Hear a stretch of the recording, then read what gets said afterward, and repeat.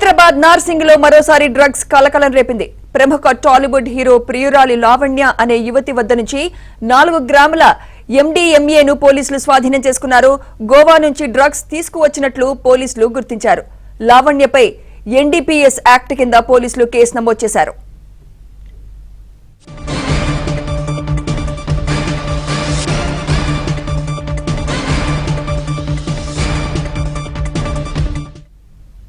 ఇదే అంశంపై మరింత సమాచారం మా క్రైమ్ కరెస్పాండెంట్ ప్రవీణ్ అందిస్తారు. ప్రవీణ్,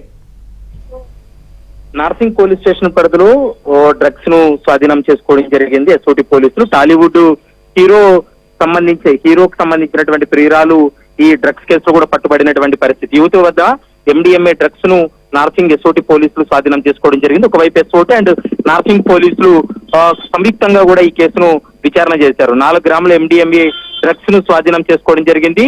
గతంలో కూడా ఈమె గోవాకు వెళ్లి డ్రగ్స్ తీసుకునేదాన్ని, అయితే హైదరాబాద్ కూడా డ్రగ్స్ తీసుకొచ్చి ఇక్కడ అమ్మకాలు చేయడం, మరోవైపు సేవించడం జరిగిందనేది ప్రధానంగా పోలీసుల విచారణలో వెల్లడైంది. మరోవైపు ఎన్డీపీఎస్ యాక్ట్ కింద కేసు నమోదు చేసి ఇన్వెస్టిగేషన్ అయితే నార్సింగ్ పోలీసులు కొనసాగిస్తున్నారు. ఇక ఈమెతో పాటు మరొక 2 వ్యక్తులు కూడా అనుమానం ఉంది, వారిని కూడా పూర్తి స్థాయి విచారణ జరుపుతామనేది పోలీసులు అయితే స్పష్టంగా చెప్తున్నటువంటి మాట కనపడుతుంది. మరికొద్దిసేపట్లో ఈ డ్రగ్స్ కేసుకు సంబంధించినటువంటి మరికొన్ని వివరాలు కూడా బయటకు వచ్చేటువంటి అవకాశం అయితే కనపడుతుంది. అంటే డ్రగ్స్ ఇష్యూ ఎప్పుడు తెర మీదకి వచ్చినా టాలీవుడ్ ఎప్పుడు ఇన్వాల్వ్ అవుతూ ఉంటుంది. సో ఇప్పుడు కూడా ప్రముఖ హీరో ప్రియురాలని అంటున్నారు. ఎవరా హీరో ప్రవీణ్?